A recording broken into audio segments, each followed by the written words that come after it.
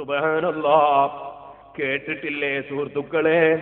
ബഹുമാനപ്പെട്ട അതേ ബഹ്ലൂൻ എന്ന് പറയുന്ന മഹാനായ വലിയ, ആ മഹാനായ വലിയ ഒരു ദിവസം അത് ആഗ്രഹിക്കുന്നു. എന്താണ് ബഹുമാനപ്പെട്ടവരുടെ ആഗ്രഹം? ഒരു നല്ല ഏറ്റവും മുന്തിയ ദൈത്തെണ്ണ വേണം. ആ ദൈത്തെണ്ണ വാങ്ങാൻ വേണ്ടി 2 ദീനാർ കൊടുത്തു ഒരാളെ കയ്യിൽ. അദ്ദേഹം ആ ഏറ്റവും നല്ല ദൈത്തെണ്ണ കിട്ടാൻ ബഹ്ലൂൽ പറഞ്ഞതനുസരിച്ച് ഇറങ്ങി പുറപ്പെട്ടപ്പോ ഒരാള് പറഞ്ഞു, ഒരു നസ്രാനിയായ മനുഷ്യന്റെ അടുക്കൽ ഏറ്റവും മുന്തിയ ദൈത്തുണ്ട്. അവിടത്തേക്ക് ചെന്നു. പറഞ്ഞു, ബഹ്ലൂൽ എന്ന് പറയുന്ന മഹാൻ, അദ്ദേഹത്തിന് എനിക്കതാ ദൈത്തെണ്ണ വേണം, 2 ദീനാർ കയ്യിലുണ്ട്. ആ ക്രിസ്ത്യാനിയായ മനുഷ്യൻ പറഞ്ഞു, ആ മഹാനാണോ പറഞ്ഞയച്ചത്? നിങ്ങൾക്ക് അദ്ദേഹത്തോട് വലിയ ആദരവും ബഹുമാനവുമല്ലേ? എനിക്കും അദ്ദേഹത്തോട് ബഹുമാനമാണ്. അതിനാൽ താഴ്ന്ന ദൈത്തെണ്ണ 4 ദീനാറിന് കിട്ടുന്നത് എത്രയാണോ അത്രയും, താഴ്ന്ന ദൈത്തെണ്ണ എത്ര കിട്ടുമോ 4 ദീനാറിന്, അത്രയും എണ്ണ, ഏറ്റവും മുന്തിയ എണ്ണ 2 ദീനാറിന് നിങ്ങൾക്ക് ഞാൻ തരാം. കാരണം ആ മഹാനോട് എനിക്ക് ബഹുമാനമാണ്. ഇരിക്കട്ടെ, വലിയ സന്തോഷത്തോടെ പറഞ്ഞയച്ച വ്യക്തി ധാരാളം ദൈത്തെണ്ണ, ഏറ്റവും മുന്തിയ ദൈത്തെണ്ണയും വാങ്ങി വന്നു. വന്നിട്ട് ഈ വിവരം ബഹുമാനപ്പെട്ട ബഹ്ലൂൽ തങ്ങളോട് പറഞ്ഞു. മഹാനവറുകളോട് കൂടെ തന്നെ ക്രിസ്ത്യാനിയും ഇങ്ങോട്ട് വന്നു. അദ്ദേഹം വലിയ സന്തോഷത്തോടെ ഇറങ്ങി പറഞ്ഞു, നിങ്ങളായത് കൊണ്ട്, സാധാരണ എല്ലാ കച്ചവടക്കാരും പറയുന്നൊരു വാക്കാണത്, നിങ്ങളായതുകൊണ്ട് കുറച്ചതാണ്.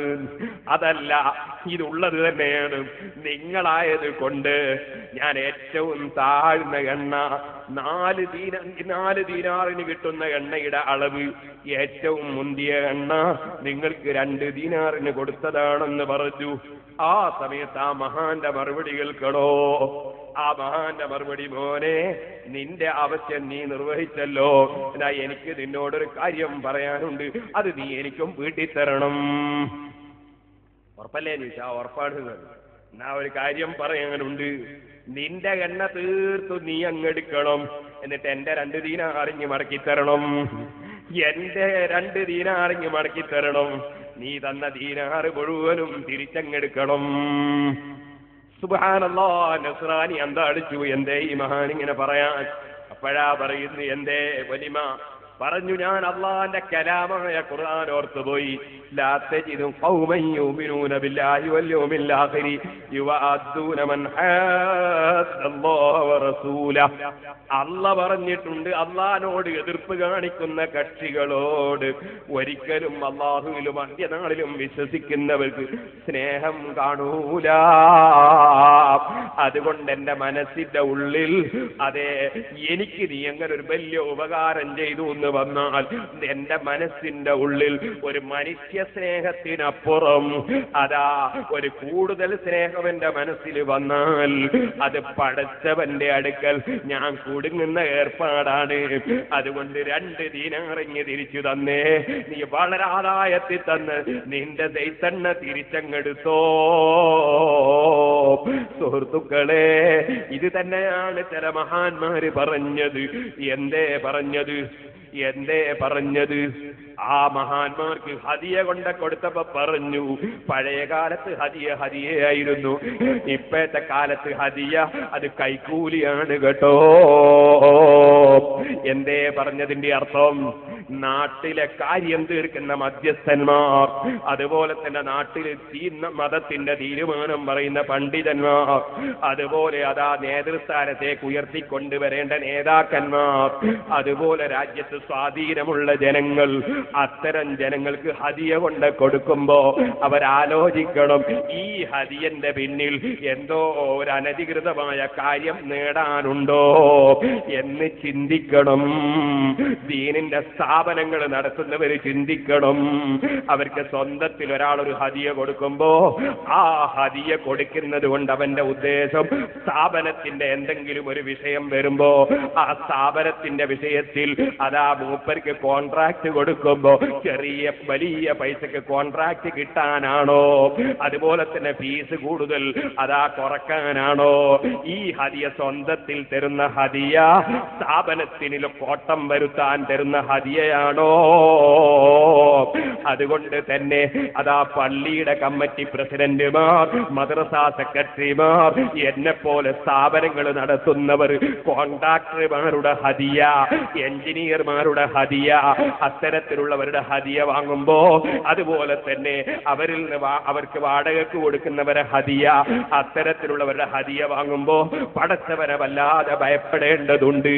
അത് അനധികൃതമായി ദീനിന്റെ വല്ല കാശും കയ്യിലേക്ക് കിട്ടാൻ വേണ്ടി, കൂടുതൽ ബില്ലിട്ട് കിട്ടാൻ വേണ്ടി കൊടുക്കുന്നതാണോ എന്ന് സംശയിക്കേണ്ടതുണ്ട്. അതാണ് പല ഇമാം ബുഖാരി തന്നെ റിപ്പോർട്ട് ചെയ്ത ഹദീസിൽ പണ്ട് കാലത്തൊക്കെ ഹദിയായിരുന്നു, ഇപ്പോൾ പലപ്പോഴും അത് കൈക്കൂലിയാണെന്ന് പറഞ്ഞത്. സുഹൃത്തുക്കളെ, പടച്ചറപ്പിനെ ഭയപ്പെടാതെ ഒരു വിഷയവും ചിന്തിച്ചുകൂടെ ചെയ്തുകൂടാ. ഞാനൊരിക്കൽ വല്ലാതെ വേദനിച്ചു പോയൊരു ദിവസമുണ്ട്. എന്തേ കാരണം? നമ്മുടെ നാദാപുരം ദാറുൽ ഹുദയുണ്ടല്ലോ, ആ ദാറുൽ ഹുദ സ്ഥാപനം അത് നമ്മുടെ CD-യിലൊക്കെ കാണിക്കുന്നുണ്ട്. ഇംഗ്ലീഷ് മീഡിയം സ്കൂൾ, ചാലപ്പുറത്തുള്ള 2000-ഓളം കുട്ടികൾ പഠിക്കുന്ന സ്കൂളും, അതുപോലെ തന്നെ അവിടെ സയൻസ് കോളേജും, അതുപോലെ +2 ഒക്കെ നമ്മൾ നടത്തുന്നുണ്ടല്ലോ. അതൊക്കെ നമ്മുടെ CD-കളിൽ അറബിയിലും മലയാളത്തിലും ഇംഗ്ലീഷിലുമുള്ള ഡോക്യുമെന്ററിയിലും CD-കളിലും അതുണ്ട്. അതിൽ വ്യക്തമായി കുട്ടികളെ കാണിച്ച് ഇത് ഇംഗ്ലീഷ് മീഡിയം സ്കൂളിലെ കുട്ടികളാണെന്ന് പറയുന്നുണ്ട്.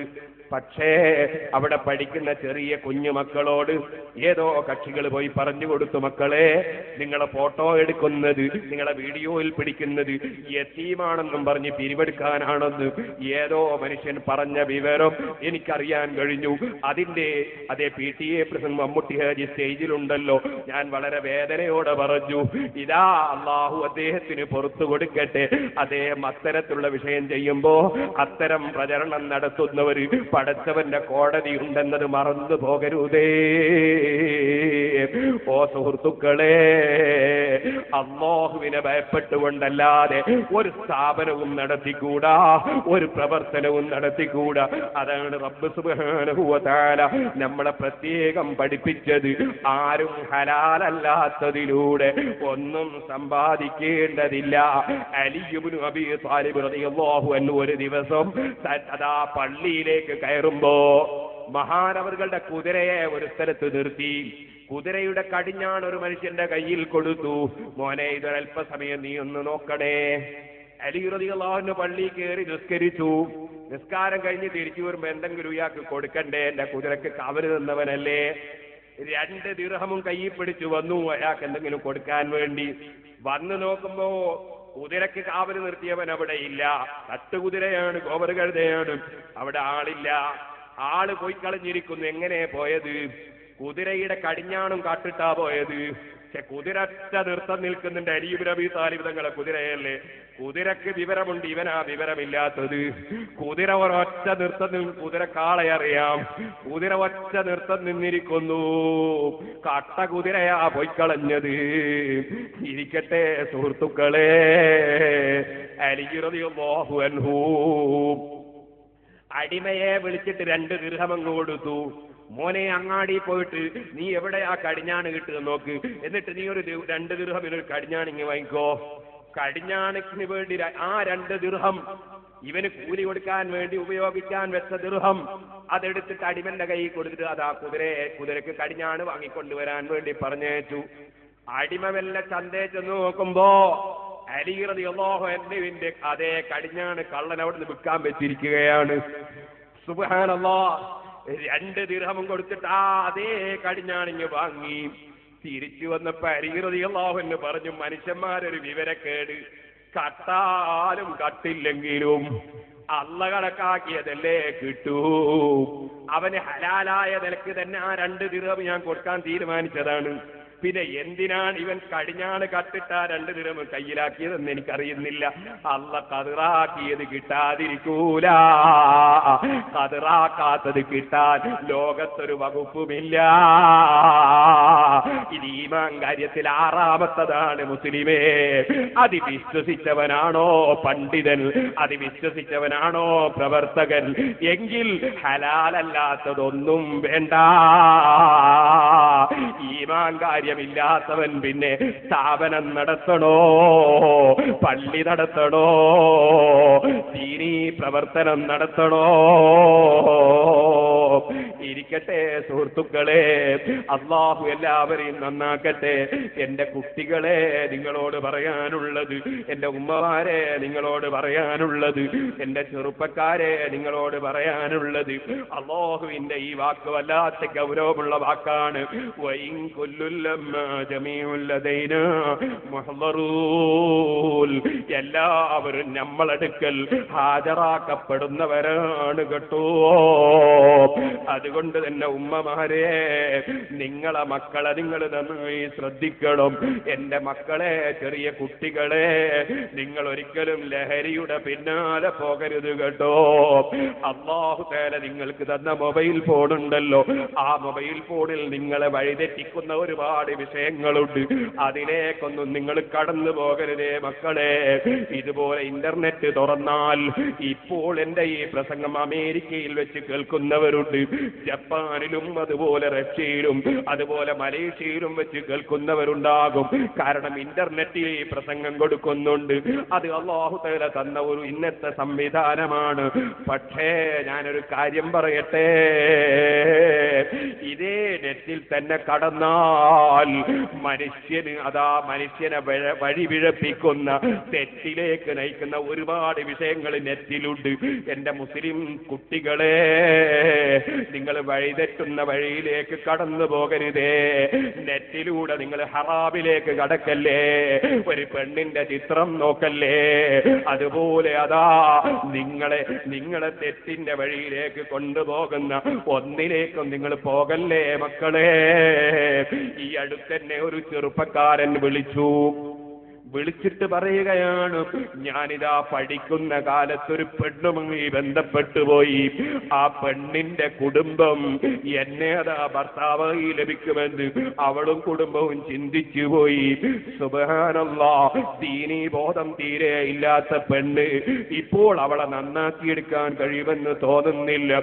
ഞാനാണെങ്കിലോ എന്റെ കുട്ടിക്കാലത്തിന്റെ ദൗർബല്യത്തിൽ പെട്ടുപോയി. ഞാനിനി എന്ത് ചെയ്യണം ഉസ്താദേ? ഞാൻ അന്ന് വന്ന തെറ്റിൽ ഖേദിച്ച് മടങ്ങുന്നു. പക്ഷേ അവളെ കുടുംബം എന്നെ വിടുന്ന മട്ടില്ല എന്ന് പറഞ്ഞൊരു ചെറുപ്പക്കാരൻ ഈ അടുത്തെന്നെ വിളിച്ചു. പറയട്ടെ, അപ്പുറവും ഇപ്പുറവും ചിന്തിക്കാതെ, സ്വന്തം ബാപ്പാന്റെ പൊരുത്തം നോക്കാതെ, സ്വന്തം ഉമ്മാന്റെ പൊരുത്തം നോക്കാതെ, സമൂഹത്തിന്റെ ചിന്ത നോക്കാതെ, ചെറുപ്പക്കാരെ, കാണുന്ന പെണ്ണിലേക്ക് ലയിച്ച് നിങ്ങൾ ജീവിച്ചാൽ, പെൺകുട്ടികളെ, നിങ്ങൾ കാണുന്ന പുരുഷന്മാർക്ക് നിങ്ങളെ ടെലിഫോൺ നമ്പർ കൈമാറിയാൽ, അങ്ങനെ നിങ്ങൾ തമ്മിലതാ അനുരാഗം വന്നാൽ, പറയട്ടെ, തൽക്കാലം നിങ്ങൾക്കതിന്റെ ഭവിഷ്യത്ത് മനസ്സിലാകൂല. പക്ഷേ അല്പം കഴിയുമ്പോഴാ മനസ്സിലാവുക. ഞാനതിന്റെ വിവാഹത്തെക്കുറിച്ചുള്ള പ്രസംഗത്തിൽ വിശദമായി പറഞ്ഞിട്ടുണ്ട്. ബാപ്പ പൊരുത്തപ്പെടാത്ത ബന്ധം, ഉമ്മ പൊരുത്തപ്പെടാത്ത ബന്ധം, തറവാട്ടിനോട് യോജിക്കാത്ത ബന്ധം, നാട്ടുകാരംഗീകരിക്കാത്ത ബന്ധം, അതിന് നീ തുനിയുമ്പോ നിനക്ക് മരിക്കുന്നവരെ പിന്നെ കുടുംബത്തിൽ സമാധാനമില്ല. നിന്റെ ഉപ്പാക്ക് മനസ്സമാധാനമില്ല, നിന്റെ ഉമ്മാക്ക് മനസ്സമാധാനമില്ല. സുബ്ഹാനല്ലാഹ്, ഇന്നലെയും മിനിഞ്ഞാന്നുമൊക്കെ എത്ര ആളുകളാണ് എന്റെ പെൺകുട്ടി ഏതോ ഒരു മനുഷ്യനും ഈ ബന്ധത്തിലായി പോയി, ഒന്ന് രക്ഷപ്പെടാൻ പ്രാർത്ഥിക്കണമെന്ന് പറയുന്നത്. വേദനയോടെ പറയട്ടെ, ആ ബാപ്പാന്റെ മനസ്സിന്റെ വിഷമം എത്രയാണ്, ഉമ്മാന്റെ മനസ്സിന്റെ വിഷമം എത്രയാണ്. സുബ്ഹാനല്ലാഹ്, കല്യാണം എന്ന് പറയുന്നത്, മകളുടെ വിവാഹം, മകന്റെ വിവാഹം, അത് ഏറ്റവും സന്തോഷിക്കേണ്ട ഒരു ദിവസമല്ലേ? പക്ഷെ അത് ഏറ്റവും ദുഃഖിക്കേണ്ട ദിവസമായി, ഏറ്റവും ടെൻഷനുള്ള ദിവസമായി, അങ്ങനെ മരണം വരെ ആ ടെൻഷൻ മനസ്സിന് നീങ്ങാത്തതായി അതപ്പതിച്ചു പോകുന്ന രംഗ നമ്മൾ. അതുകൊണ്ട് കുട്ടികളെ, ഒരിക്കലും തന്നെ നിങ്ങൾ ഹറാമിലേക്ക് ചിന്തിക്കരുത് കേട്ടോ, അന്യപെണ്ണിലേക്ക് നോക്കരുത് കേട്ടോ, ചിത്രം നോക്കി രസിക്കരുത് കേട്ടോ. അള്ളാഹ് വിരോധിച്ച ഒന്നിലേക്കും കടക്കണ്ട, അതിലൊന്നും ഒരു ഗുണവും ഇല്ല. നമുക്ക് കുടുംബ ജീവിതം, സന്തോഷകരമായ ജീവിതമൊക്കെ തരാൻ അല്ലാഹുവിങ്കലുണ്ട്. നിങ്ങളെ വഴിപിഴപ്പിക്കുന്ന കൂട്ടുകാരുണ്ടെങ്കിൽ ആ കൂട്ടുകാരെ നിങ്ങൾ വഴിപ്പെടരുതേ. അൽഅഖില്ലാഹു യൗമൈദിൻ ബഅദുഹും ലിബഅദിൻ അദുവ്വ് ഇല്ലൽ മുത്തഖീൻ. അല്ലാഹ് പറഞ്ഞില്ലേ, സുഹൃത്തുക്കളൊക്കെ പരസ്പരം ശത്രുവാകുന്നൊരു ദിവസമുണ്ട്, സുഹൃത്തുക്കളെ ശത്രുക്കളാകുന്നൊരു ദിവസമുണ്ട്. എല്ലാ സുഹൃത്തുക്കളും അങ്ങ് ശത്രുക്കളാണ്. ഇല്ലൽ മുത്തഖീൻ, അല്ലാഹ്ക്ക് ഭക്തിയോടെ പടച്ചവനെ അനുസരിച്ച് ജീവിച്ചവരൊഴികെ അവർക്കവരെ സൗഹൃദ ബന്ധം സന്തോഷത്തിനാണ്, നല്ലതിനാണ്. നേരെ മറിച്ച് തഖ്വയില്ലാതെ ജീവിച്ചവന്റെ സുഹൃത്തുക്കൾ, ആ സുഹൃത്തുക്കൾ അവനെ തെറ്റിലേക്ക് നയിച്ചതാണ്. ഒരിക്കലും തന്നെ കഞ്ചാവ് വലിക്കാത്ത കുട്ടിയെ, ഒരിക്കലും കള്ളു കുടിക്കാത്ത കുട്ടിയെ മദ്യത്തിലേക്ക് കൊണ്ടുപോകാൻ വേണ്ടി ശ്രമിക്കുന്ന ശത്രുക്കളില്ലേ, ആ കുട്ടിയുടെ ഏറ്റവും വലിയ ശത്രുവല്ലേ അത്? അവന്റെ ആഖിറം നഷ്ടപ്പെടുത്തുന്നവനല്ലേ അത്? ചോദിക്കട്ടെ, മദ്യമെന്ന് പറയുന്ന വിപത്ത്, അതേ സുബ്ഹാനല്ലാഹ്, അതിനേക്കാൾ വലിയൊരു വിപത്ത് പറയേണ്ടതുണ്ടോ?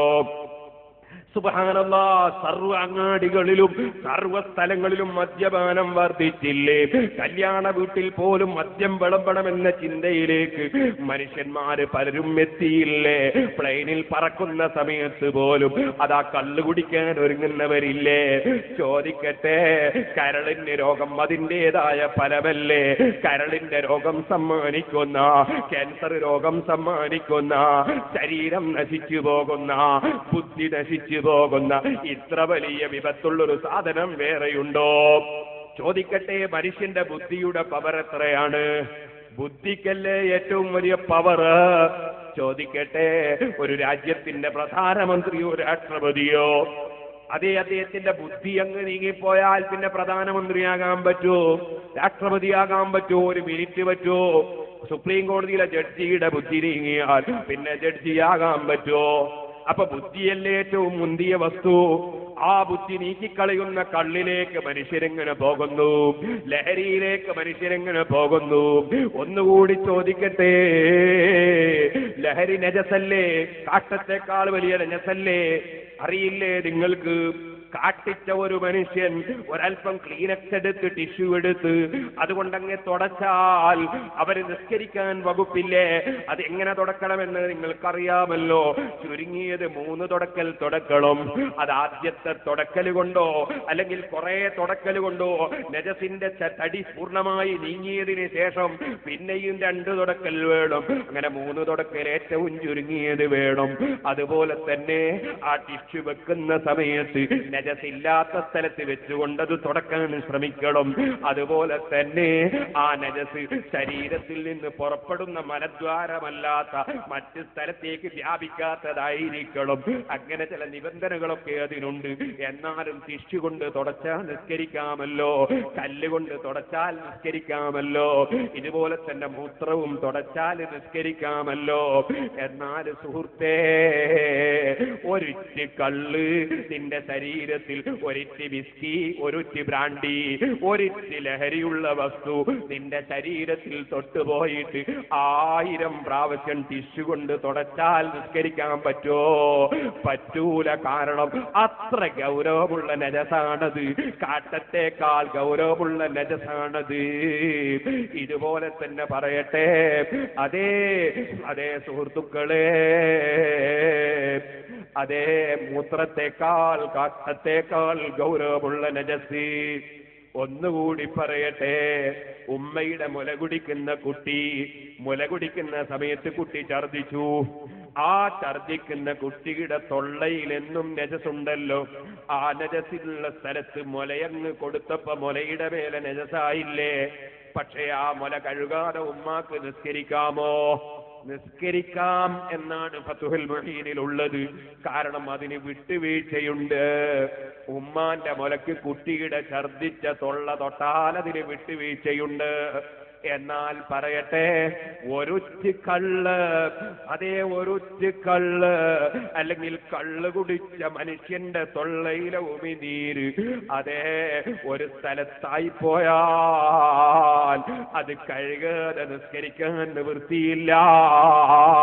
അപ്പൊ ഛർദിച്ചതിനേക്കാൾ ഗൗരവമുള്ള നജസല്ലേ ലഹരി? കാട്ടത്തെക്കാൾ ഗൗരവമുള്ള നജസല്ലേ ലഹരി? ചോദിക്കട്ടെ, ഉമ്മാനോട് പറയേണ്ടത് ഭാര്യയോടും, ഭാര്യയോട് പറയേണ്ടത് ഉമ്മാനോടും. മനുഷ്യനെ കൊണ്ട് പറയിക്കുന്ന സാധനമല്ലേ ലഹരി? SYSന്റെ പ്രവർത്തകന്മാർ ഇൻഷാ അല്ലാഹ് കണ്ണൂരിലും കോഴിക്കോട്ടും മലപ്പുറത്തും എല്ലാ സ്ഥലത്തും കലക്ട്രേറ്റിന് മുമ്പിൽ വരുന്ന 5-ാം തീയതി അതാ മാർച്ച് നടത്തുകയാണ്. എന്തിന്? ലഹരി, ലഹരിക്കെതിരെ. പിന്നീട് ഇതാ ഇൻഷാ അല്ലാഹ് 26-ാം തീയതി വരുമ്പോ സെക്രട്ടേറിയറ്റ് മാർച്ച് നടത്തുകയാണ്. എന്തുകൊണ്ട് ഇവിടെയുള്ള ഭരണാധികാരികൾക്ക് ഭരണം മാറി മാറി വരുന്നുണ്ടല്ലോ, ഒരു ഭരണാധികാരിയും എന്തുകൊണ്ട് ഇത്രയും വിപത്തുള്ള സാധനം നിർത്തലാക്കുന്നില്ല? ചോദിക്കട്ടെ, എന്തുകൊണ്ട് ഇത് നിർത്തിക്കൂടാ? എത്രയാണ് രാഷ്ട്രത്തിന് നഷ്ടമെന്ന് പറയേണ്ടതുണ്ടോ? കള്ളും കുടിച്ചിട്ടല്ലേ ഏകദേശ കുഴപ്പവും തുടങ്ങുന്നത്, കള്ളും കുടിച്ചിട്ടല്ലേ വർഗീയത ഉണ്ടാക്കുന്നത്, കള്ളും കുടിച്ചിട്ടല്ലേ കല്ലെറിയുന്നത്, കള്ളും കുടിച്ചിട്ടല്ലേ കുഴപ്പമുണ്ടാക്കുന്നത്. ആ കുഴപ്പത്തിന്റെ പേരിൽ ഗവൺമെന്റിനുള്ള നഷ്ടം എത്രയാണ്? വർഗീയ കലാപങ്ങൾ പലതും തുടങ്ങുന്നത് കള്ളും കുടിച്ചിട്ടല്ലേ, കുഴപ്പമുണ്ടാക്കുന്നത് കള്ളും കുടിച്ചിട്ടല്ലേ. പലപ്പോഴും തുടക്കം അങ്ങനെയല്ലേ, ഏകദേശ വാഹനാപകടങ്ങളും കള്ളിലൂടെയല്ലേ. ചോദിക്കട്ടെ, അതേ ആത്മഹത്യ പലതും കള്ളു കുടിച്ച് നശിച്ചിട്ടല്ലേ. അങ്ങനെ എത്രയെത്ര വിപത്തുകളാണ് മദ്യത്തിന്റെ വിപത്തുകൾ. അതുകൊണ്ട് മുസ്ലിം ചെറുപ്പക്കാരെ, ദുന്യാവിലുള്ള സർവ്വനഷ്ടത്തിന്റെയും പുറമേ നബി സല്ലല്ലാഹു അലൈഹി വസല്ലമ തങ്ങൾ പറയുന്നു, അതാ മൻ ശരിബ മുസ്കിറൻ, ലഹരി വല്ലവനും കുടിച്ചാൽ, ലഹരി കുടിക്കുന്നവന്റെ അവസ്ഥ എന്താണ്? പടച്ച റബ്ബിന്റെ മുമ്പിൽ അവന് ഹാജരാക്കപ്പെടുമ്പോ അവന് കൊടുക്കുന്ന ശിക്ഷ എന്താണ്? നബി സല്ലല്ലാഹു അലൈഹി വസല്ലമ തങ്ങൾ പറയുന്നു, അയ്യസ്തയഹു മിൻ തീനത്തിൽ ഖബാൽ, അവനെ തീനത്തുൽ ഖബാൽ കുടിപ്പിക്കാതെ അല്ലാഹു വിടൂല. ലഹരി ഉപയോഗിച്ചവനെ അല്ലാഹു തീനത്തുൽ ഖബാൽ കുടിപ്പിക്കും. സഹാബത്ത് ചോദിക്കുന്നു, വമാ തീനത്തുൽ ഖബാൽ യാ റസൂലല്ലാഹ്, എന്താണ് നബിയെ തീനത്തുൽ ഖബാൽ? അവിടുത്തെ മറുപടി കേട്ടോ കുട്ടികളെ, മറുപടി കേട്ടോ ചെറുപ്പക്കാരെ. അതേ അറഖു അഹ്ലിൻ നാർ ഔ സാറത്തു അഹ്ലിൻ നാർ. ചോദിക്കട്ടെ, അബൂജഹലിനെ വെറുക്കാത്ത വല്ല മനുഷ്യരും ഈ സദസ്സിലുണ്ടോ? അബൂജഹലിനെ വെറുക്കാത്ത വല്ല മുസ്ലിമുമുണ്ടോ? ഫിർഔനിനെ വെറുക്കാത്തവരുണ്ടോ? എന്നാ ചോദിക്കട്ടെ, അബൂജഹലിന്റെ ഉമിനീര് നമ്മൾ കുടിക്കുമോ? അബൂജഹലിന്റെ കൈ കൊണ്ട് തൊട്ട സാധനം നമ്മൾ കുടിക്കുമോ? അത്രയും മനസ്സിന്റെ ഉള്ളിൽ നമുക്ക് അവനോട് വെറുപ്പല്ലേ? അല്ലാഹുവിന്റെ റസൂല് നിസ്കരിക്കുന്ന സമയത്ത് ഒട്ടകത്തിന്റെ കൊടലുമാലകൾ വലിച്ചു കൊണ്ടുവന്ന് അവിടുത്തെ സറഫാക്കപ്പെട്ട കഴുത്തിലിട്ട് കൊടുക്കുകയും അങ്ങനെ ഇട്ടുകൊടുത്തത് കണ്ടിട്ട് സുജൂദിൽ വിഷമിക്കുമ്പോ നോക്കി ചിരിക്കുകയും ചെയ്ത ആ ദുഷ്ടനല്ലേ അബൂജഹലി? ചോദിക്കട്ടെ, അവിടുത്തെ തലവെട്ടി കൊണ്ടുവന്നാൽ 100 ഒട്ടകം കൊടുക്കുമെന്ന് പറഞ്ഞ ദുഷ്ടനല്ലേ അബൂജഹലി? മൂസാ നബി അലൈഹിസ്സലാമിനെ അതാക്രമിക്കുകയും അതിന്റെ പുറമേ മൂസാ നബിയുടെ കുടുംബത്തിലെ പിഞ്ചുമക്കളെ നിരപരാധികളെ കൊന്നുകളയുകയും ചെയ്ത തീവ്രവാദികളെ ഭീകരവാദികളെ നേതാവ് ഫിർഔനില്ലേ? ഇബ്രാഹിം നബി അലൈഹിസ്സലാമിനെ തീയിലെറിഞ്ഞ നമ്രൂദില്ലേ? ചോദിക്കട്ടെ, അവന്റെ ശരീരത്തിൽ നിന്നുള്ള വിയർപ്പ് നമ്മൾ നക്കാൻ നിൽക്കുവോ? അവന്റെ ശരീരത്തിൽ ചലമൊലിക്കുമ്പോ അത് നക്കാൻ പോവോ മുസ്ലിം ചെറുപ്പക്കാരാ? എന്നാൽ അല്ലാഹുവിന്റെ റസൂലിന്റെ വാക്കൊന്ന് കേട്ടോ, നീ ലഹരി കുടിക്കുന്നവനാണോ? വല്ലവനും ലഹരി കുടിച്ചാൽ അതേ അല്ലാഹ് ഏറ്റെടുത്ത കാര്യമാണ് അയ്യസ്ഖിയഹു മിൻ തീനത്തുൽ ഖബാൽ. അവനെ തീനത്തുൽ ഖബാൽ കുടിപ്പിക്കും. സഹാബത്ത് ചോദിക്കുന്ന എന്താ നബിയെ തീനത്തുൽ ഖബാൽ? അവിടുത്തെ മറുപടി അറഖു അഹ്ലിന്നാർ ഔ സാറത്തു അഹ്ലിന്നാർ. നരകത്തിൽ കടക്കുന്ന അബൂജഹലിന്റെയും ഉത്ബത്തിന്റെയും ശൈബത്തിന്റെയും ഫിർഔനിന്റെയും നുമ്രൂദിന്റെയും ഖാറൂനിന്റെയും ചലമാണത്. നരകക്കാരുടെ ചലമാണത്. നരകക്കാരുടെ ശരീരത്തിൽ ഒലിക്കുന്ന നീരാണത്. സുബ്ഹാനല്ലാഹ്. ഇവിടെയുള്ള തീയറിയില്ലേ ചെറുപ്പക്കാരാ? അതുകൊണ്ടൊന്ന് പൊള്ളിപ്പോയാൽ ശരീരം പഴുത്തില്ലേ, തോലുരിഞ്ഞില്ലേ? അവിടെ പഴുത്ത് അതാ നീരൊലിച്ചില്ലേ? എന്നാൽ ഇവിടെയുള്ള തീന്റെ 70 ഇരട്ടി ചൂടുള്ള ജഹന്നം, ആ ജഹന്നമിൽ അബൂജഹലിനെ പോലത്തെ കക്ഷികൾ പോയി വീണ് ശരീരം തീപ്പൊള്ളിയിട്ട് ഒട്ടാകെ പഴുത്തിട്ട് നീരൊലിക്കുമ്പോൾ, ചലമൊലിക്കുമ്പോൾ അത് കുടിക്കേണ്ടി വരും. ലഹരി കുടിക്കുന്നവനെന്ന് അല്ലാഹുവിന്റെ റസൂലിന്റെ വാക്കാണേ ചെറുപ്പക്കാരെ. സൂറത്ത് യാസീൻ, ആ സൂറത്ത് യാസീൻ മുൻനിർത്തി പറയട്ടെ, എന്റെ ചെറുപ്പക്കാരെ, എന്റെ ചെറുപ്പത്തിലൊന്നും ഒരൊറ്റ മുസ്ലിമും ലഹരി ഉപയോഗിക്കുന്നവരില്ലായിരുന്നു. ഇപ്പോൾ എത്രയെത്ര സംഭവങ്ങളാ കേൾക്കുന്നത്.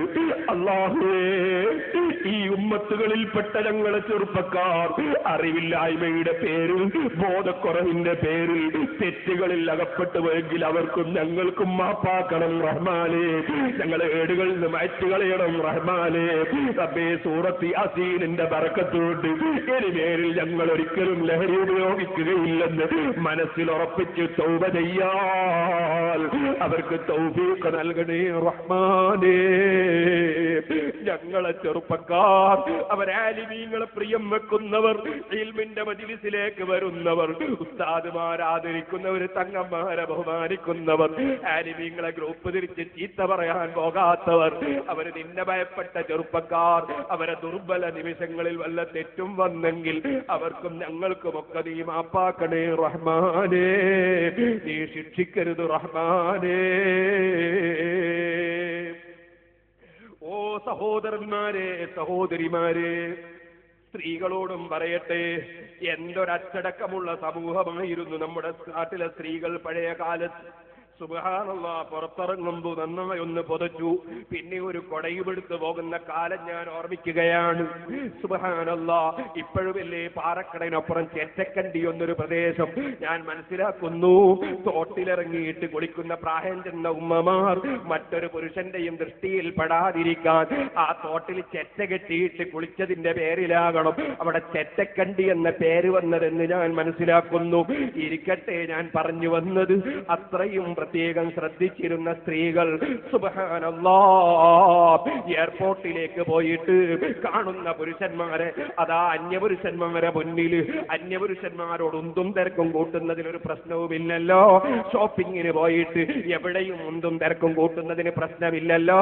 അതുപോലെ തന്നെ ചന്തയിലും ടൂറിനും പോയിട്ട് ഏത് സ്ഥലത്തും സുബ്ഹാനല്ലാഹ് തൊട്ടിൽ പോലും കയറിയിട്ട് മേലെ കൂടി തൊട്ടിലിങ്ങനെ കറങ്ങുന്ന സമയത്തും അതിൽ നിന്ന് പൊട്ടിച്ചിരിക്കുന്ന യുവതികളില്ലേ. വഖർന ഫീ ബുയൂതികുന്ന വലാ തബറജ്ന തബറുജൽ ജാഹിലിയ്യത്തിൽ ഊലാ വഖിംന സ്വലാ.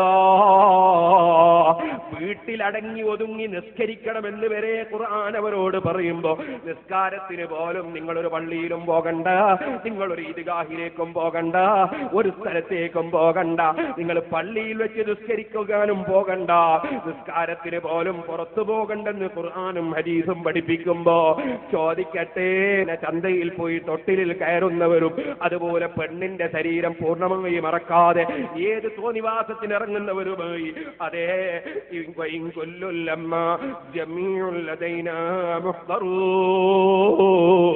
എല്ലാവരും നമ്മളെ മുമ്പിൽ കൊണ്ടുവന്ന് ഹാജരാക്കപ്പെടുന്നവരാണെന്ന സൂറത്ത് യാസീനിന്റെ ഈ വാക്ക് മറന്നുപോകല്ലേ ഉമ്മമാരേ.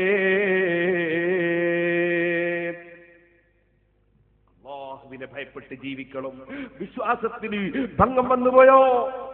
അല്ലാഹു വിശ്വാസത്തിന്റെ തെളിവുകൾ, അല്ലാഹുവിന്റെ മഹത്വത്തിന്റെ തെളിവുകൾ അവന്റെ ഏകത്വത്തിന്റെ തെളിവുകളിലേക്ക് ശ്രദ്ധ ക്ഷണിക്കുകയാണ്. ശേഷം പരിശുദ്ധ ഖുർആനിൽ സൂറത്ത് യാസീനിൽ ആയത്തുൽ ലഹുമുൽ അർളുൽ മൈതതു അഹ്യൈനാഹാ വഅഖ്റജ്നാ മിൻഹാ ഹബ്ബൻ ഫമിൻഹു യഅ്കുലൂൻ വജഅൽനാ ഫീഹാ ജന്നാത്തിൻ മിൻ നഖീലിൻ വഅഅ്നാബിൻ വഫജ്ജർനാ ഫീഹാ മിനൽ ഉയൂൻ ലിയഅ്കുലൂ മിൻ സമരിഹി വമാ അമിലത്ഹു ഐദീഹിം അഫലാ യശ്കുറൂൻ.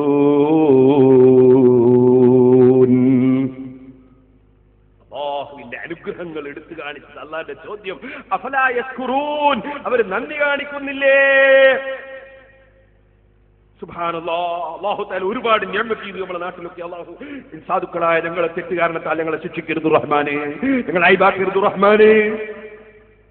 അല്ലാഹു തന്ന നിഅമത്തുകൾക്ക് നന്ദി ചെയ്യണ്ടേ സഹോദരന്മാരെ? അല്ലാഹു തആല സാമ്പത്തികമായ കഴിവ് തന്നപ്പോ നമ്മുടെ നാടുകളിൽ അല്ലാഹുവിനെ മറക്കുകയാണ് പലപ്പോഴും സ്ത്രീകളും പുരുഷന്മാരും കുട്ടികളും വലിയവരും ഒക്കെ. അല്ലാഹു തആല നമ്മളുടെ സമൂഹത്തെയും നമ്മയും അല്ലാഹു തആല നന്നാക്കി തരട്ടെ. അല്ലാഹു തആല തെളിവുകളിലേക്ക് വിരൽ ചൂണ്ടിയിട്ടതാ ഒരുപാട് വിഷയങ്ങൾ പറഞ്ഞു തരുന്ന സൂറത്ത് യാസീനിൽ ഇന്ന് എന്റെ സഹോദരിമാർക്ക് ഒരൽപ്പം കവർ വിതരണം ചെയ്യുന്നുണ്ട്. സിറാജുൽ ഹുദയുടെ പ്രവർത്തനത്തിന്റെ ഒരു ഭാഗമാണ് ഈ പള്ളിയും അതുപോലെ ഈ വാഅദും.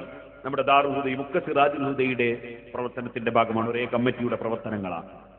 ആ മഹത്തായ സ്ഥാപനത്തിന് ഒരു മാസത്തിൽ ചെലവ് കഴിയണമെങ്കിൽ 30 ലക്ഷം ഉറുപ്പികയോളം വേണം.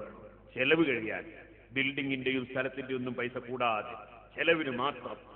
കുട്ടികളുടെ ഭക്ഷണം, ഏകദേശം 1000ഓളം ആളുകളുടെ ഭക്ഷണം, അതുപോലെ തന്നെ ഏകദേശം 750ഓളം ആളുകളുടെ ശമ്പളം, അതുപോലെ അതിന്റെ കീഴിലുള്ള പള്ളികൾ, മദ്രസകൾ തുടങ്ങി ഖുർആൻ മനഃപ്പാഠമാക്കുന്ന കുട്ടികൾ, അതുപോലെ തന്നെ അഗതികളായ കുട്ടികൾ, ദേവാ കോളേജിലെ മക്കൾ, അതുപോലെ ശരീഅത്ത് കോളേജിലെ കുട്ടികൾ, അവരൊക്കെ പഠിക്കുന്നത് നിങ്ങളുടെ ഒക്കെ സഹായം കൊണ്ടാണ്. അൽഹംദുലില്ലാഹ് ഒരു മാസത്തിൽ 10 ലക്ഷം ഉറുപ്പികയോളം നേർച്ച കിട്ടുന്നുണ്ട്. അത് അല്ലാഹു നിലനിർത്തി തരട്ടെ. വലിയ അത്ഭുതങ്ങൾ ആ സ്ഥാപനത്തിൽ നേർച്ച ചെയ്തവർക്ക് ലഭിച്ചതിനാൽ അല്ലാഹു ചെയ്ത ഒരു വലിയ അനുഗ്രഹമാണ്. എന്നാലും 10-20 ലക്ഷം ഉറുപ്പികയോളം മാസത്തിൽ ചെലവിന് വേണം. നിങ്ങളെല്ലാം പരമാവധി സഹായിക്കണം. അല്ലാഹു ജല്ല ജലാലുഹു നമ്മളെല്ലാം സഹായിക്കട്ടെ. അതിലൊരു ചെറിയ കവർ, സിറാജുൽ ഹുദയുടെ കവർ സ്ത്രീകൾക്ക് കൊടുത്തേക്കുന്നുണ്ട്. അത് സ്വീകരിച്ച് നാളെ വരുമ്പോൾ നിങ്ങളൊക്കെ നല്ല സംഭാവനകൾ ഇട്ട് കൊണ്ടുവരണം ഇൻഷാ അല്ലാഹ്. യാസീൻ സൂറത്ത് തീരുന്നതോടുകൂടി വലിയ ബർക്കത്തുള്ള സൂറത്താണല്ലോ. അതോടുകൂടി തന്നെ ഒരൽപ്പം ദിക്റ് ചൊല്ലി അവസാനത്തെ ദിവസം നമുക്ക് വഅദ് നിർത്തണം. അതിൽ നാളെയും മറ്റന്നാളും ഒക്കെ ഉള്ള ദുആയിൽ നിങ്ങൾക്ക് പ്രത്യേകം പങ്കുചേരാൻ കഴിയും. ഒരു ദിവസം മുമ്പ് കൊടുത്താൽ അത്രയും കൂടുതൽ ദുആ നിങ്ങൾക്ക് ലഭിക്കും. എല്ലാവരും നാളെ തന്നെ അതിൽ ഇന്ന് തന്നെ വാങ്ങി സഹകരിക്കണമെന്ന് ഉണർത്തുന്നു. ഞാൻ സൂറത്ത് യാസീനിന്റെ ബാക്കി ഭാഗത്തേക്ക് കടക്കും. വആയത്തുൽ ലഹുമുൽ അർളുൽ മൈതതു അഹ്യൈനാഹാ വഅഖ്റജ്നാ മിൻഹാ ഹബ്ബൻ ഫമിൻഹു യഅ്കുലൂൻ എന്ന് തുടങ്ങിയിട്ട് പിന്നീട് അല്ലാഹു തആല അല്ലാഹുവിന്റെ ഏകത്വത്തിന്റെ മേലും അവന്റെ ശക്തിയുടെ മേലും അവന്റെ അധികാരത്തിന്റെ മേലും അവന്റെ അനുഗ്രഹത്തിന്റെ മേലും അറിയിക്കുന്ന തെളിവുകളെ സംബന്ധിച്ച് പറയുകയാണ്. അതിൽ അല്ലാഹു ആദ്യം തന്നെ പറയുന്നത് എന്താണ്? വായത്തുൽ ലഹുമുൽ അർള്, അവർക്കുള്ള ദൃഷ്ടാന്തമാണ് അൽ അർളു, ഭൂമി. എത്ര നല്ല രസകരമായ ശൈലിയാണത്. ആയത്തുൽ ലഹും, അവർക്ക് ദൃഷ്ടാന്തമാണ്, തെളിവാണ് ഭൂമി. അതെ, അവർക്ക് തന്നെ എല്ലാവർക്കും തെളിവല്ലേ? അവർക്ക് എന്ത് അല്ലാഹു പറയാൻ? അതേ പറയാം. ഓ നബിയെ, തങ്ങൾ ഭൂമി നോക്കിയിട്ട് അള്ളാൻ അറിയേണ്ട ആളല്ല. അള്ളാനറിയാൻ ഭൂമി നോക്കേണ്ടതില്ല തങ്ങൾക്ക്.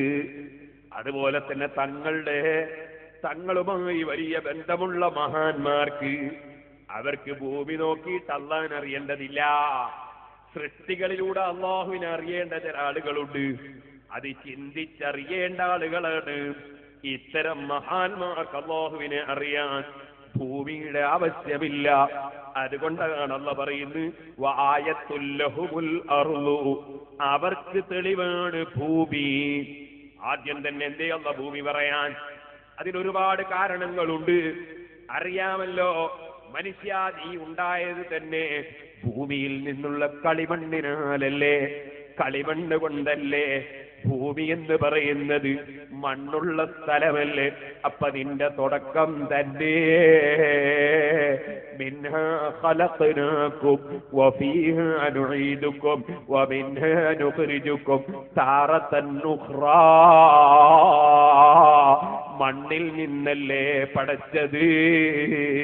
അതുകൊണ്ട് തന്നെ മണ്ണിനാലല്ലേ ഭൂമിയുടെ ഏകദേശ ഭാഗവും. അതുകൊണ്ട് ആദ്യം തന്നെ പറയുന്നതൊന്ന് ഭൂമി, കാരണം നിന്റെ തുടക്കം തന്നെ മണ്ണിലൂടെയാണൊന്ന്. രണ്ടാമതായി അല്ലാഹു തആല ഭൂമിയെ പറയാൻ എന്താ കാരണം? ഭൂമി എന്ന് പറയുന്നത് നീ നിൽക്കുന്ന സ്ഥലമാണ്. സൃഷ്ടികളാകുമ്പോൾ അവർക്ക് നിൽക്കാൻ സ്ഥലം വേണം. നിനക്ക് നിൽക്കാനുള്ള സ്ഥലം ഭൂമിയല്ലേ? അപ്പൊ നീ തൊട്ട് നിൽക്കുന്നതിനെയല്ലേ ആദ്യം പറയേണ്ടത്? രണ്ട്, വആയത്തുല്ലഹുമുൽ അർളു, അവർക്ക് തെളിവാണ് ഭൂമി. ഭൂമി എന്ന് പറയുന്നത് വല്ലാത്ത വിശാലതയുള്ള ഒരു വസ്തുവാണ്. അറിയാമല്ലോ, മനുഷ്യന് കുടിക്കാനുള്ള വെള്ളം ഭൂമിയിൽ നിന്ന്, അതുപോലെ പലതും പലതും ഭൂമിയിൽ നിന്ന് കിട്ടുന്നു. മനുഷ്യൻ എന്നിട്ട് ആ ഭൂമിയോട് ചെയ്യുന്ന പണി എന്താണെന്നറിയോ? ആ ഭൂമിയിൽ മനുഷ്യൻ മൂത്രമൊഴിച്ചു വെക്കുന്നു. ആ ഭൂമിയിൽ മനുഷ്യൻ കക്കൂസിന്റെ ടാങ്കി ഉണ്ടാക്കിയിട്ട് അവൻ മലം സ്റ്റോർ ചെയ്യുന്നു. ഭൂമിയുടെ വിശാലമായ ഒരു കാഴ്ചപ്പാട് എല്ലാം ഭൂമി മുഖേന നിനക്ക് കിട്ടുന്നു. പക്ഷെ ആ ഭൂമിയിൽ നീ വിസർജിച്ചു വെക്കുന്നു. എന്നിട്ട് ആ ഭൂമി നിന്നെ എടുത്തെറിയുന്നില്ല. നിനക്ക് ജീവിത സൗകര്യത്തിനുള്ള തന്നതാണ് ഭൂമി. ആ ഭൂമിയിൽ നിനക്ക് നല്ലതും ചീത്തയും ഒക്കെ നിന്നിൽ നിന്ന് ആ ഭൂമി അനുഭവിക്കുന്നു. ആ ഭൂമിയെ ആദ്യം പറയുന്നു വആയത്തുല്ലഹുമുൽ അർളു, അവർക്ക് തെളിവാണ് ഭൂമി. ഓ സഹോദര, പിന്നെയോ ആ ഭൂമിക്കൊരവസ്ഥയുണ്ട്. അതെന്താണ്? അല്ലാഹു പറയാണ് അൽ മൈതതു വഹ്യൈനാഹാ. അതേ നിർജീവമായ ഭൂമി, നിർജീവമായ ഭൂമി, ഉണങ്ങിക്കിടക്കുന്ന ഭൂമി. മനുഷ്യ, നീ ജീവിച്ചു, പിന്നെ നീ മരിക്കുന്നുവല്ലേ? ഇതുപോലെ തന്നെ നീ ഒന്ന് ചിന്തിക്കൂ. ഭൂമി, ആ ഭൂമി ഉണ്ടല്ലോ, അത് ചത്തുകിടക്കുന്ന ഭൂമി അല്ലേ? നിന്റെ അവസ്ഥ എന്താണ്? നീ ആദ്യം ജീവനുള്ള ഒരു മനുഷ്യനായിരുന്നില്ല. നീ അതാ വെറും ഒരു ചെറിയ ഇന്ദ്രിയതുള്ളിയിൽ നിന്ന് ഒരു ചെറിയ ശകലങ്ങൾ, ഭാര്യയുടെയും ഭർത്താവിന്റെയും അണ്ടവും ബീജവും തമ്മിൽ സങ്കലനം നടത്തി നിന്റെ ഉമ്മയുടെ വയറ്റിൽ നീയതാ ജീവനില്ലാതെ കിടന്നില്ലേ? ആ ജീവനില്ലാതെ കിടന്ന നിന്നെ 4-ാം മാസത്തിൽ സജീവമാക്കി ജീവൻ തന്നില്ലേ? ഭൂമിയും അതാ ജീവനില്ലാത്ത ഭൂമി. ആ ഭൂമിയെ അഹ്യൈനാഹാ,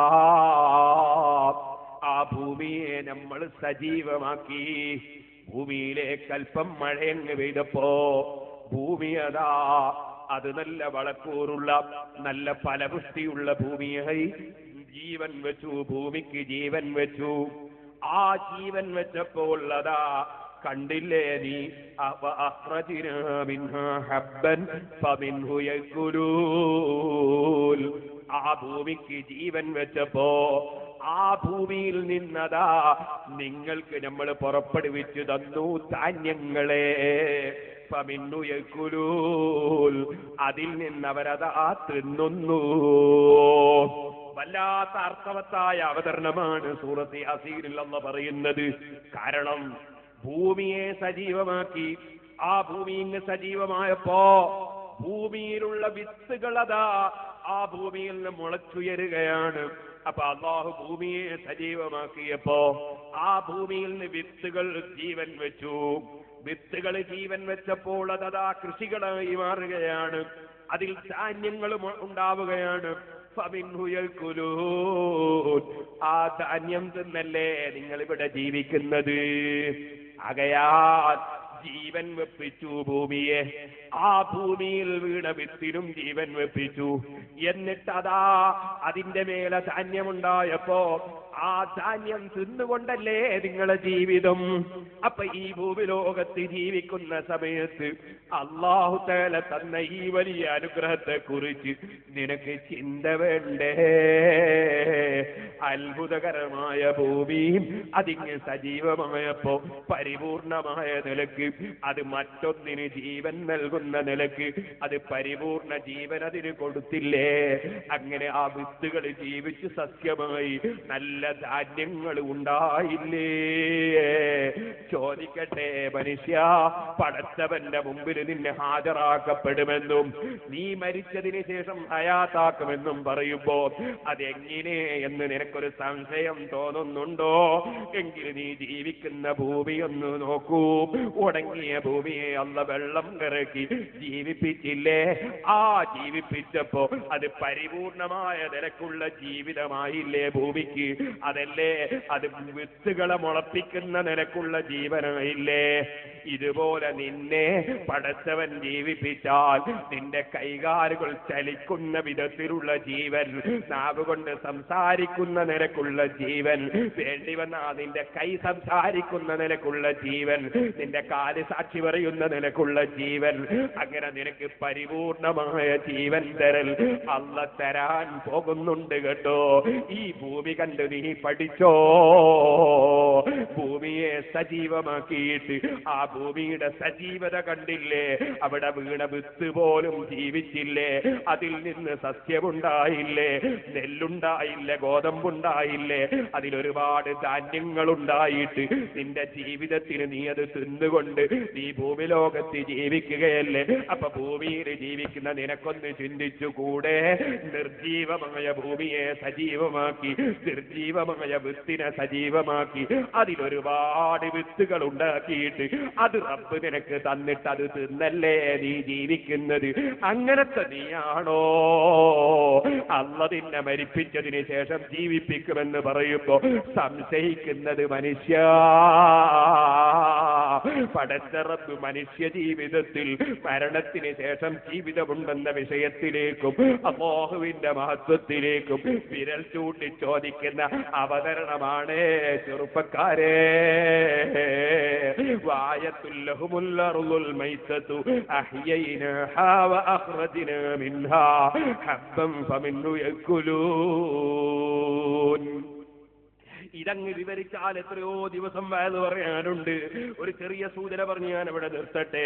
വജഅൽനാ ഫീഹാ ജന്നാത്തിൻ മിൻ നഖീലിൻ വഅഅനാബ് വഫജ്ജർനാ ഫീഹാ മിനൽ ഉയൂൻ ലിയഅ്കുലൂ മിൻ സമരിഹി വമാ അമിലത്ഹു അയ്ദീഹിം അഫലാ യസ്കുറൂൻ. അല്ലാഹു തആല രണ്ടാമത് പറയാണ്, ഭൂമി സജീവമാക്കി അതിൽ നിന്ന് വിത്തുകൾ ഉൽപ്പാദിപ്പിച്ചു, അത് നിങ്ങൾ തിന്ന് ജീവിക്കുന്നു. നിങ്ങളുടെ ജീവിതത്തിന് ആവശ്യമാണില്ലെങ്കിൽ നിങ്ങളുടെ ജീവിതം എങ്ങനെ? നിങ്ങൾ ഇവിടെ നിലനിൽക്കൽ എങ്ങനെ? എന്നാ രണ്ടാമതുള്ള പറയാണ്, വജഅൽനാ ഫീഹാ ജന്നാത്തിൻ മിൻ നഖീലിൻ വഅഅനാബ്. ആ ഭൂമിയിൽ നമ്മളതാ തോട്ടങ്ങൾ ഉണ്ടാക്കി. ഭൂമിയിൽ തോട്ടങ്ങൾ ഉണ്ടാക്കി. എന്ത് തോട്ടം? ഈത്തപ്പനത്തോട്ടം, മുന്തിരിങ്ങത്തോട്ടം. എന്റെ ഈത്തപ്പനയും മുന്തിരിങ്ങയും വേറെ തന്നെ പ്രത്യേകം പറയാൻ കാരണം, ഓ സുഹൃത്തേ, ഏത് ദൂരദിക്കുകളിൽ നിന്നും കയറ്റി വരാൻ പറ്റുന്ന വസ്തുവാണത്. എത്രയും കുറെ കാലം അതെ ഇവിടെ മനുഷ്യന് തിന്നാൻ പറ്റുന്ന നിലക്ക് സൂക്ഷിക്കാൻ പറ്റുന്ന വസ്തുവാണത്. വലിയ ഔഷധ വീര്യമുള്ള വസ്തുക്കളാണത്. എന്ന് മാത്രമല്ല, മറ്റ് പഴങ്ങൾ പോലെയല്ല. ഈത്തപ്പഴവും മുന്തിരിങ്ങയും മറ്റ് പഴങ്ങൾ പോലെയല്ല. കാരണം എന്തേ? ആ രണ്ട് പഴങ്ങളും പഴമാണെന്നതിന്റെ പുറമെ ഭക്ഷ്യവസ്തുവാണ്, പ്രധാന ഭക്ഷ്യവസ്തുവാണ്. അതുകൊണ്ടാണല്ലോ നെല്ലിനും ഗോതമ്പത്തിനൊക്കെ സക്കാത്തുണ്ട്. അതുപോലെ തന്നെ ഈത്തപ്പഴത്തിന് സക്കാത്തുണ്ട്. തെങ്ങിന് സക്കാത്തില്ല, തേങ്ങക്ക് സക്കാത്തില്ല, കാപ്പിക്ക് സക്കാത്തില്ല, ചായക്ക് സക്കാത്തില്ല. കാരണം ചായയും കുടിച്ചൊരുത്തന് ജീവിക്കാൻ കഴിയൂല, കാപ്പിയും കുടിച്ച് ജീവിക്കാൻ കഴിയൂല, തേങ്ങയും തിന്ന് ജീവിക്കാൻ കഴിയൂല.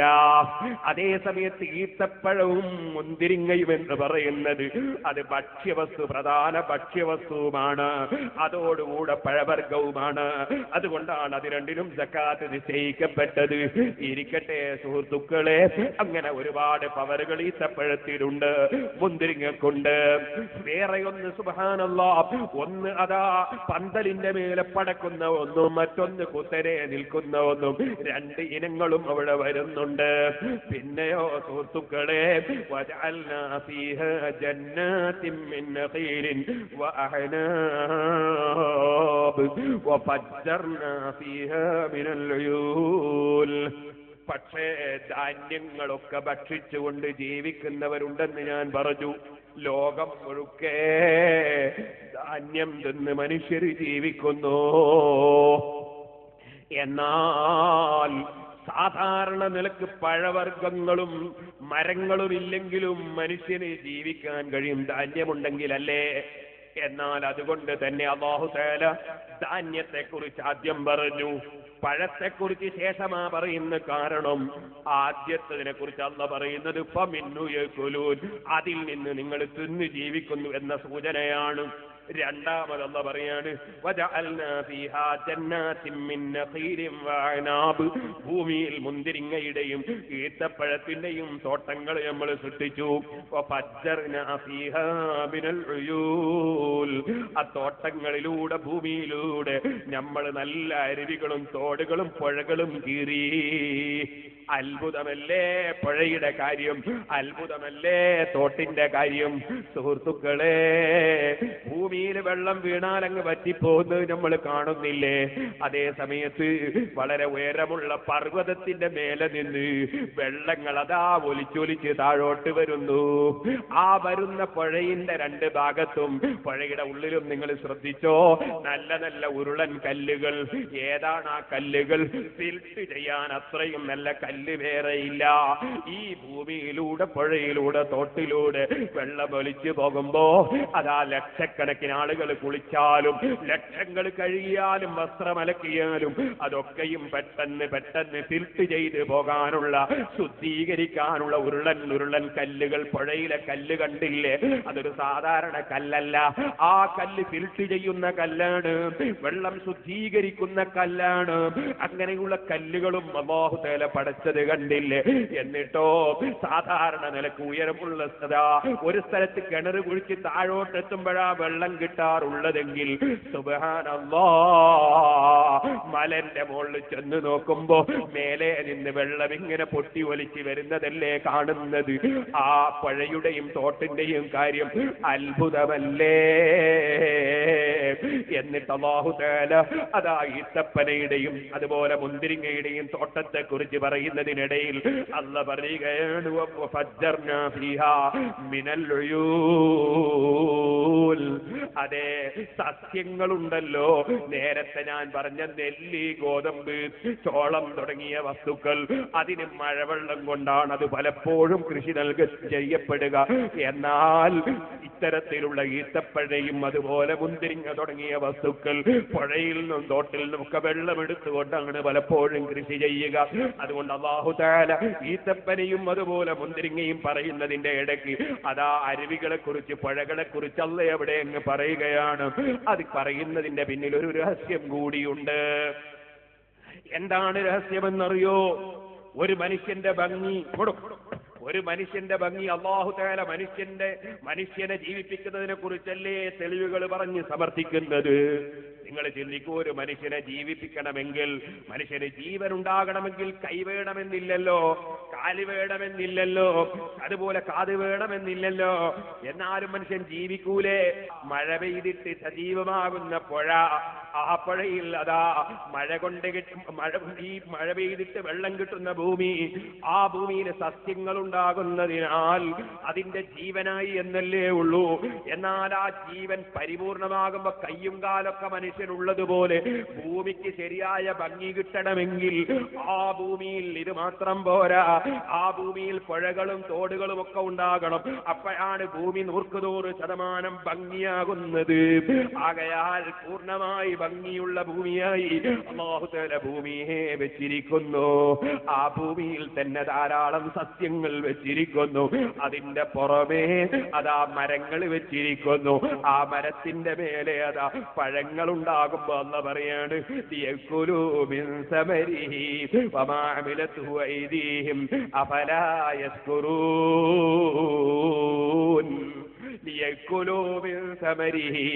എന്തിനാണ് തപ്പന, എന്തിനാ മുന്തിരിങ്ങ? അതിന്റെ പഴങ്ങൾ നിങ്ങൾ തിന്നാൻ വേണ്ടിയാണ്. നേരത്തെ പറഞ്ഞ വാചകം ഇതൊന്നുമല്ല, വ്യത്യാസം കണ്ടോ നിങ്ങൾ? നേരത്തെ ധാന്യങ്ങളെ കുറിച്ച് പറഞ്ഞപ്പോ അല്ലാഹു പറഞ്ഞത് ഫമിൻഹു യഅ്കുലൂൻ, അതിൽ നിന്ന് തിന്നുന്നു അവരെന്നാണ്. അഥവാ അത് തിന്നാണ് ജീവിതം. ഇവിടെ പറയുന്നത് അങ്ങനെയല്ല. ലിയഅ്കുലൂ മിൻ സമരിഹി, ഈത്തപ്പനയും അതുപോലെ അതാ മുന്തിരിങ്ങയും ഒക്കെ വെച്ചത് അതിന്റെ പഴങ്ങൾ അവർ തിന്നാൻ വേണ്ടിയാണ്. തമ്മിലുള്ള വ്യത്യാസം എന്താണ്? ധാന്യം തിന്നുന്നത് ജീവിതത്തിന് ആവശ്യമായ നിരക്കുള്ള തീറ്റിയാണ്. പഴം തിന്നുന്നതോ, പഴം തിന്നത് നിങ്ങൾക്കൊരു സുഖത്തിന് വേണ്ടിയാണ്.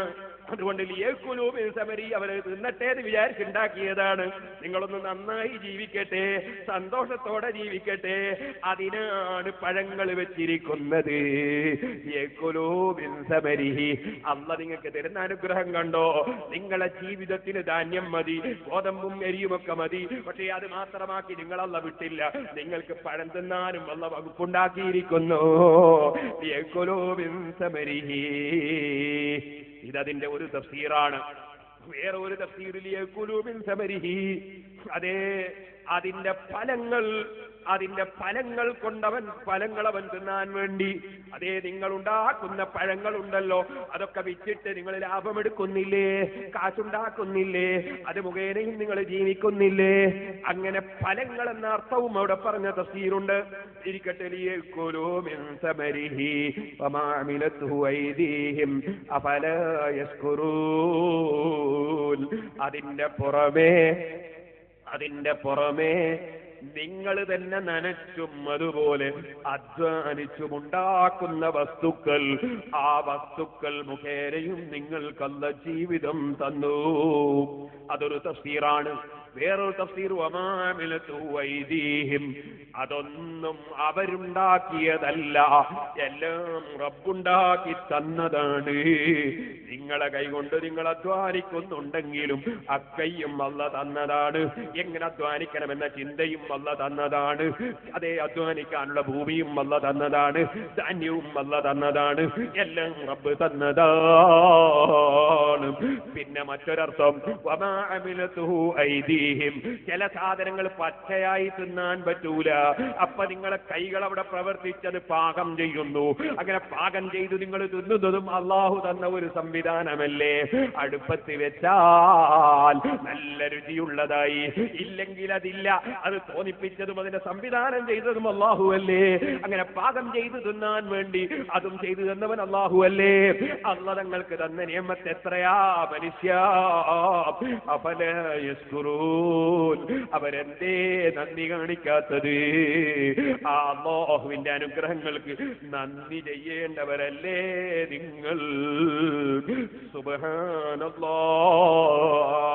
പിന്നെ റബ്ബ് അതാ പറയുന്നു സുബ്ഹാനല്ലദീ ഖലഖൽ അസ്വാജ കുല്ലഹാ മിമ്മാ തുംബിതുൽ അർളു വമിൻ അൻഫുസിഹിം വമിമ്മാ ലാ യഅ്ലമൂൻ.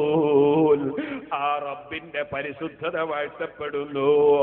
അവൻ വലിയ പരിശുദ്ധൻ തന്നെ. ഖലഖൽ അസ്വാജ കുല്ലഹാ, എത്ര ഇനങ്ങളാണല്ലോ പടച്ചത്. എല്ലാ വിഷയത്തിലും എത്ര ഇനങ്ങളാണ്, എത്ര വകുപ്പുകളാണ്. കുല്ലഹാ, മുഴുവൻ അതാ വകുപ്പുകളെയും അല്ലാഹു പടച്ചിരിക്കുന്നു. മിമ്മാ തുംബിതുൽ അർളു, ഭൂമി മുളപ്പിക്കുന്നതിൽ എത്ര ഇനങ്ങളാണ്. വമിൻ അൻഫുസിഹിം, അൻഫുസിഹിം, അവരെ ശരീരത്തിൽ തന്നെ എത്ര ഇനങ്ങളാണ്. കറുത്തവരുണ്ട്, വെളുത്തവരുണ്ട്, പൊക്കമുള്ളവരുണ്ട്, നീളം കുറഞ്ഞവരുണ്ട്, തടിച്ചവരുണ്ട്, മെലിഞ്ഞവരുണ്ട്, ബുദ്ധിയുള്ളവരുണ്ട്, കുറഞ്ഞവരുണ്ട്, നല്ലത് ചെയ്യുന്നവരുണ്ട്, ചീത്ത ചെയ്യുന്നവരുണ്ട്. മനുഷ്യരിൽ തന്നെ എത്രയെത്ര വകുപ്പുകളാണ്, മനുഷ്യൻ തന്നെ എത്രയെത്ര ഭാഷകളാണ്, എത്രയെത്ര കളറുകളാണ്. അതുപോലെ ഭൂമിയിൽ മുളക്കുന്ന ഓരോ വസ്തുവും, നെല്ല് തന്നെ എത്ര ഇനങ്ങളാണ്, ഗോതമ്പ് എത്ര ഇനങ്ങളാണ്, തെങ്ങ് എത്ര ഇനങ്ങളാണ്, കാരക്ക എത്ര ഇനങ്ങളാണ്, മുന്തിരിങ്ങ എത്ര ഇനങ്ങളാണ്, എത്ര എത്ര ഇനങ്ങളാണ് അല്ലാഹു തആല പടച്ചു വെച്ചത്. ഇപ്പൊ പറഞ്ഞതൊക്കെ നിങ്ങൾക്ക് അറിയുന്ന സംഗതികളല്ലേ. എന്നാൽ നിങ്ങൾക്കറിയാത്ത എത്ര എത്ര വിഷയങ്ങളാണ് അല്ലാഹ് പടച്ചതും പടക്കുന്നതും. ഓ മുഅ്മിനീങ്ങളെ, ഖുർആൻ ഇറങ്ങുന്ന കാലത്ത് പ്ലെയിനുണ്ടോ? ട്രെയിനുണ്ടോ? അന്നില്ലാത്ത പലതും പലതും അല്ലാഹ് പിന്നെ പടച്ചില്ലേ. അല്ലാഹ് പറഞ്ഞില്ലേ, നിങ്ങൾക്ക് അറിയുന്നതും അറിയാത്തതും പലതും പലതും അല്ലാഹ് പടക്കുന്നു, പടച്ചിരിക്കുന്നു. എല്ലാ വിഷയത്തെയും അല്ലാഹു തആല ഉൾപ്പെടുത്തുന്നു. അതുണ്ടോ പറഞ്ഞാൽ തീരുന്നു റബ്ബിന്റെ അനുഗ്രഹങ്ങൾ, ഭൂമിയിലുള്ള അനുഗ്രഹങ്ങൾ. നോക്കൂ നിങ്ങൾ, പഴയ കാലത്ത് നമ്മളെ വീട്ടിലൊക്കെ പത്തിരി ചുടാറുണ്ട്. ആ പത്തിരി ചുടാൻ ഉപയോഗിക്കുന്ന വാഴയുടെ ഇലയാണ്. എന്തൊരു നല്ല സാധനമാണത്. അതിൽ ചുട്ട പത്തിരിക്ക് എന്തൊരു ഭംഗിയാണ്, എന്തൊരു രുചിയാണ്, എന്തൊരു ഔഷധ വീര്യമാണ്. ഇപ്പൊ നമ്മളൊരു പുതിയ സാധനം കൊണ്ടുവന്നിരിക്കുന്ന കടലാസിന് പകരം പ്ലാസ്റ്റിക്. സുബ്ഹാനല്ലാഹ്, കലക്ടർ ഇറങ്ങി ഇങ്ങനെ മംഗലം പറയും പോലെ പറയാണ്, ഇതൊന്ന് ഒഴിവാക്കണേ, ഇതൊന്ന് ഒഴിവാക്കണേ. നമ്മൾ അത് അല്ലാഹ് പടച്ചിരുന്ന ആ വാഴയുടെ ഇല ഉപയോഗിച്ചപ്പോ ഒരു കലക്ടറും ഒരു വില്ലേജ് ഓഫീസറും ഇറങ്ങിയിട്ട് ഇതുകൊണ്ട് ശല്യമുണ്ടെന്ന് പറഞ്ഞിട്ടില്ലല്ലോ.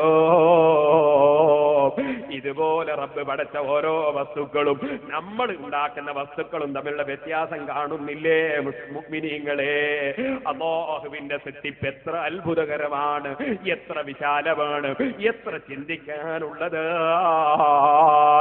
അതുണ്ടോ പറഞ്ഞാൽ തീരുന്നു.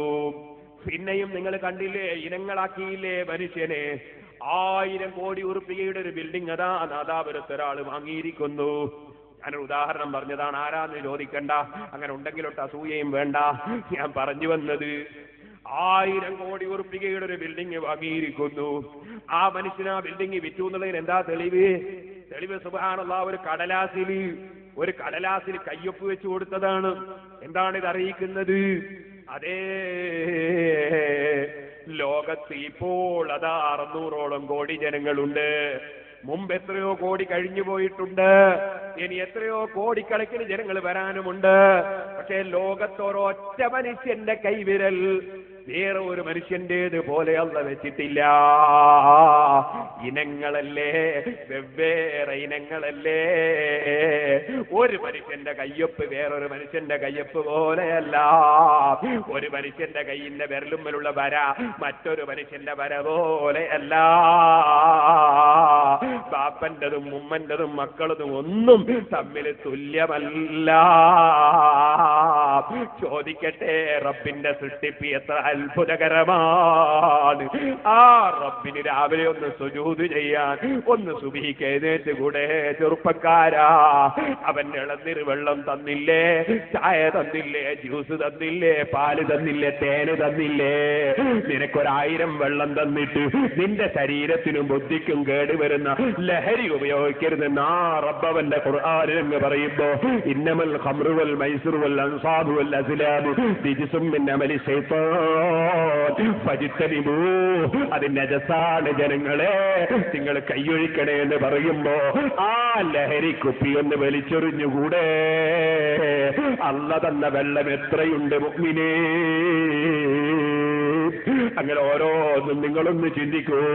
ഞാൻ എന്റെ പ്രസംഗം ഇന്നത്തേത് നിർത്തട്ടെ. സുബ്ഹാനല്ലദീ, ഒരുത്തന്റെ പരിശുദ്ധതയെ വാഴ്ത്തുന്നു. ഖലഖൽ അസ്വാജ കുല്ലഹാ, എല്ലാ ഇണകളെയും എല്ലാ വകുപ്പുകളെയും അവൻ പഠിച്ചിരിക്കുന്നു.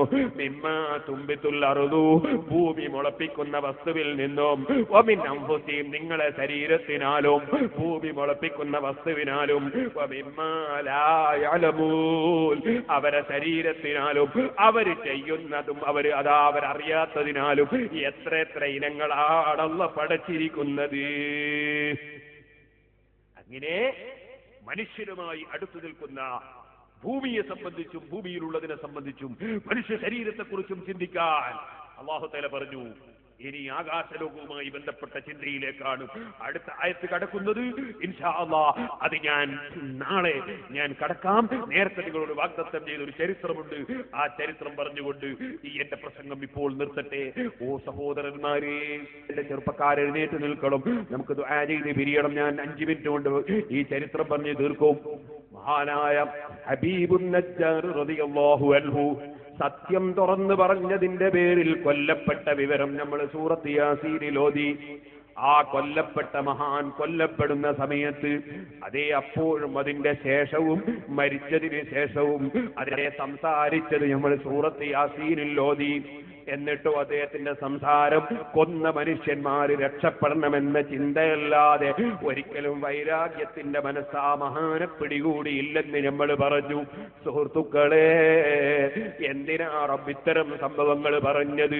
ഖിയാമത്ത് നാൾ വരെ അല്ലാഹുവിന്റെ ദീൻ ഇവിടെ നിലനിർത്തേണ്ട ഉത്തരവാദിത്വം ആലിമീങ്ങൾക്കുണ്ട്. ആ ആലിമീങ്ങൾ അവര് പഠിച്ച സത്യം തുറന്ന് പറഞ്ഞ് ജനങ്ങൾക്ക് ബോധ്യപ്പെടുത്താൻ ശ്രമിക്കണം.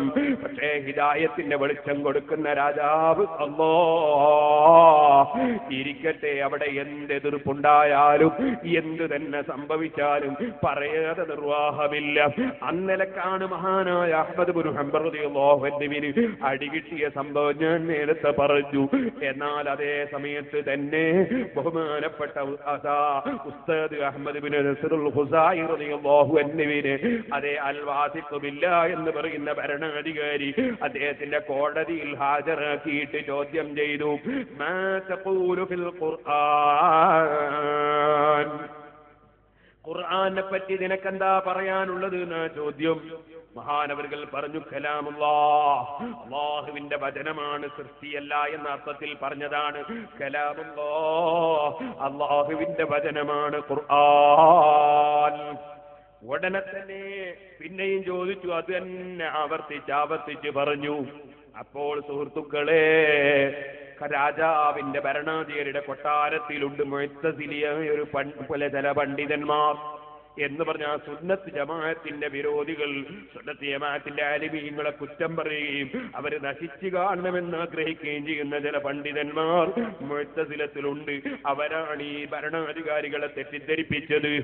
അത്തരത്തിലുള്ള ഒരു മനുഷ്യൻ പറഞ്ഞു, ഹലാലുദ്ദമി, അള്ളാന്റെ കലാമാണ് ഖുർആൻ എന്നല്ലേ ഉസ്താദ് പറഞ്ഞത്, അയാളെ കൊല്ലല് ഹലാലാണ്. ആ സമയത്ത് അവിടുത്തെ ഒരു ജഡ്ജി ഉണ്ടായിരുന്നു, ഇബ്നു അബീ ദുആദ് എന്നാണ് അവന്റെ പേര്.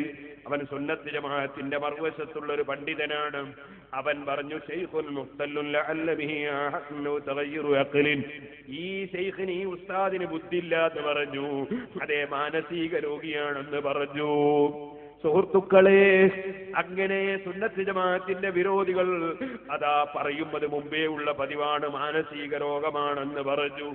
സുബ്ഹാനല്ലാഹ്. ആ സമയത്ത് ഭരണം നടക്കുന്ന വാസിഖ് പറഞ്ഞു, മാ ഉറാഹു ഇല്ലാ മുഅദ്ദിയൻ ലികുഫരിഹി, അതവൻ മുശ്രിക് ശിർക്ക് ചെയ്യുന്ന കാഫിറാണ്, അതുകൊണ്ട് ആ കുഫറാണ് വെളിച്ചത്താക്കിയത്, അതുകൊണ്ട് അങ്ങനെ ഒരു മാനസിക രോഗമാണെന്ന് പറഞ്ഞാ പോരാ, അവന്റെ വിശ്വാസമാ പറഞ്ഞ് ഖുർആൻ അല്ലാഹുവിന്റെ കലാമാണെന്ന്.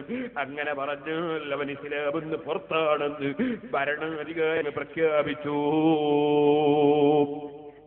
മഹാനായ ഖുസാഇ റളിയല്ലാഹു അൻഹുവിനെ സുബ്ഹാനല്ലാഹ് അദ്ദേഹം പറയാണ്, കൊണ്ടുവാ വാള്, ഞാൻ തന്നെ സ്വന്തം എഴുന്നേറ്റ് നിന്ന് ഇവനെ ഞാൻ പിളർക്കും.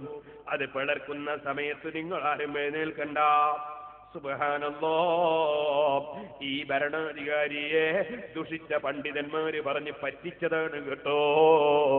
ആ പണ്ഡിതന്മാർ സുന്നത്ത് ജമാഅത്തിന്റെ വിരോധികളായ പണ്ഡിതന്മാർ, സുന്നത്ത് ജമാഅത്ത് തുറന്നു പറയുന്ന ആലിമീങ്ങൾ മുശ്രിക്കാണ്, കാഫിറാണെന്ന് പറഞ്ഞു കൊടുത്തിട്ട് അതങ്ങനെ തന്നെ വിശ്വസിച്ച പാവം ഭരണാധികാരി അതാ പറയുന്നു, കൊണ്ടുവരൂ തോല്. വലിയ തോല് കൊണ്ടുവന്ന് വിരിച്ചു. തോല് കൊണ്ടുവന്ന് വിരിച്ചപ്പോ അദ്ദേഹം പറയാണ്, ഇക്കാഫിറിനെ ഞാൻ തന്നെ വെട്ടിക്കൊല്ലും, അതിന്റെ പ്രതിഫലം പടച്ചവന്റെ അടുക്കെന്ന് എനിക്ക് കിട്ടണം എന്ന് പറഞ്ഞിട്ട് വാളിങ്ങെടുത്ത് ഭരണാധികാരി സുബ്ഹാനല്ലാഹ്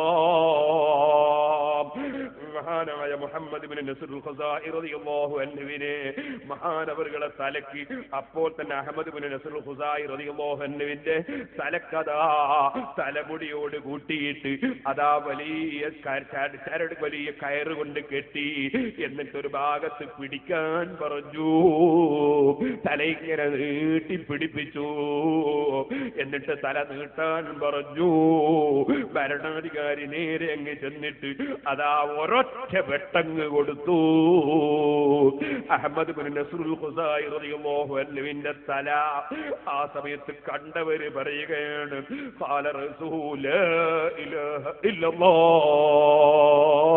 ലാ ഇലാഹ ഇല്ലല്ലാഹ് എന്ന തല പറഞ്ഞു എന്ന് മാത്രമല്ല ചരിത്രത്തിൽ കാണാം, ഈ അൽവാസിക്കുമില്ല എന്ന ഭരണാധികാരിക്ക് ശേഷം അതേ പിന്നീട് അൽ മുത്തവക്കിൽ എന്ന് പറയുന്ന അനുജൻ ഭരണത്തിൽ കയറി.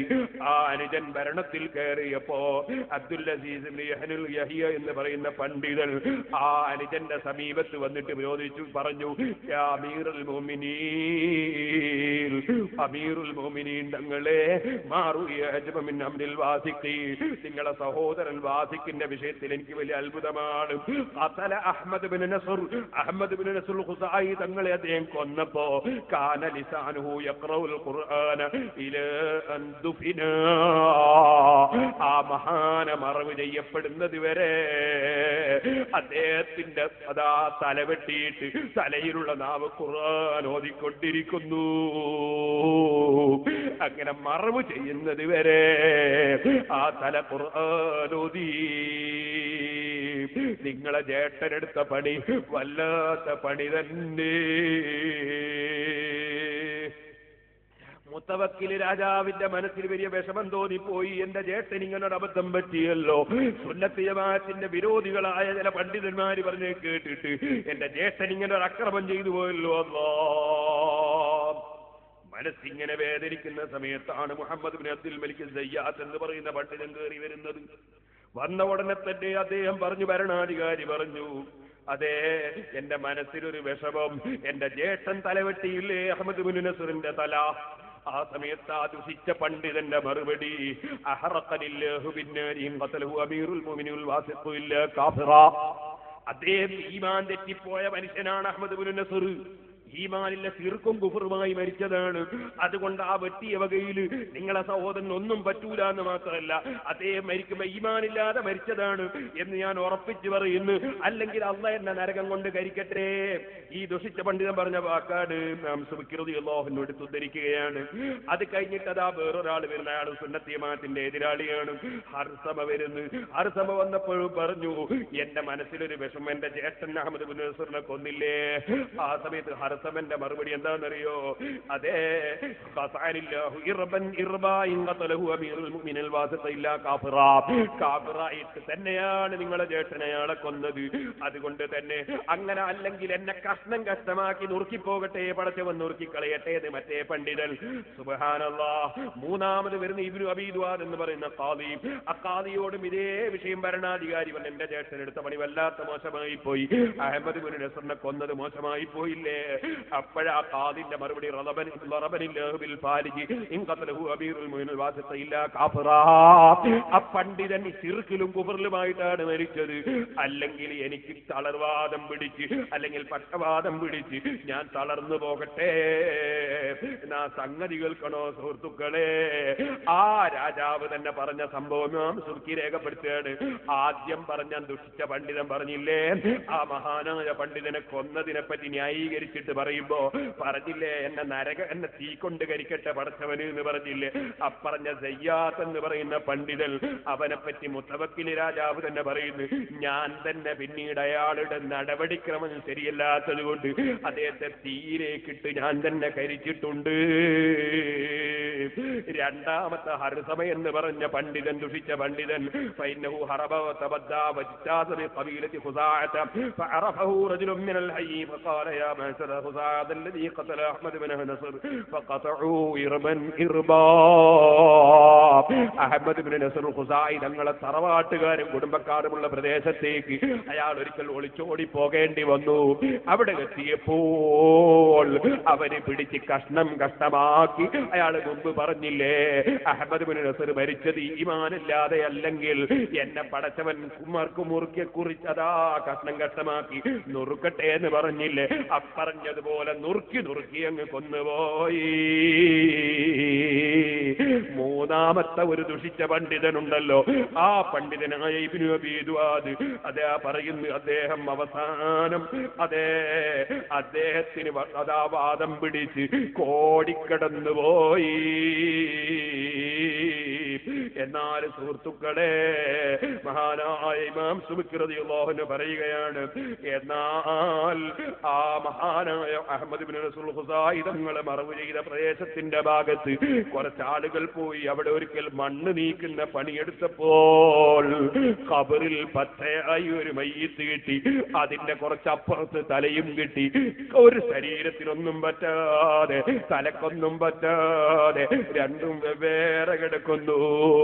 അദ്ദേഹത്തിന്റെ കാതിന്റെ ഭാഗത്ത് നിന്നൊരു ചെറിയ കടലാസ് കിട്ടി. ആ കടലാസ് വായിച്ചു നോക്കും, അതിലുള്ള വിവരം എന്താണ്? ബിസ്മില്ലാഹിർ റഹ്മാനിർ റഹീം, ഹാദാ റസൂൽ അഹ്മദ് ബിൻ നസർ എന്ന് പറഞ്ഞിട്ട് ഇത് അഹ്മദ് ബിൻ നസറിന്റെ തലയാണ്. വാസിഖ് ബില്ലാഹ്, സുന്നത്ത് ജമാഅത്ത് തുറന്നു പറഞ്ഞതുകൊണ്ട്, ഖുർആൻ അല്ലാഹുവിന്റെ കലാമാണെന്ന് പറഞ്ഞതുകൊണ്ട് കൊല്ലപ്പെട്ടതാണ് എന്ന് എഴുതി വെച്ച കടലാസ് അല്ലെങ്കിൽ അതിൽ തകിടം അത് കിട്ടുകയും ചെയ്തു.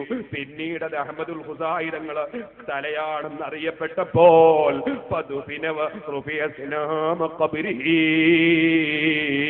മഹാനവറുകളെ വീണ്ടും മറവ് ചെയ്തിട്ട് ആ ഖബർ മറ്റുള്ളവർക്ക് അറിയുന്ന വിധത്തിൽ അതാ അല്പം പൊക്കുകയും അതിന്റെ പുറമേ അവിടെ മറ്റുള്ളവർക്ക് പിന്നീട് സിയാറത്തിന് വേണ്ടി സൗകര്യം ലഭിക്കുന്ന വിധത്തിൽ അതാ അവിടെ ചാറമുണ്ടാവുകയും ചെയ്തു.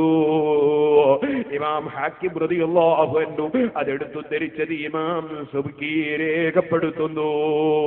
സുഹൃത്തുക്കളെ, ഹബീബുൻ നജ്ജാർ റളിയല്ലാഹു അൻഹുവിന്റെ ചരിത്രം യാസീൻ പറഞ്ഞത് ഇത്തരത്തിലുള്ള പണ്ഡിതന്മാരൊക്കെ പിന്നെ ഈ ഉമ്മത്തിൽ വരാനുണ്ടെന്നത് അല്ലാഹുവിനറിയാം. അവർക്ക് മനസ്സിന് മനക്കരുത്തിന് വേണ്ടിയും കൂടിയാണ് കേട്ടോ. ഞാൻ എന്റെ പ്രസംഗം നിർത്തുന്നു.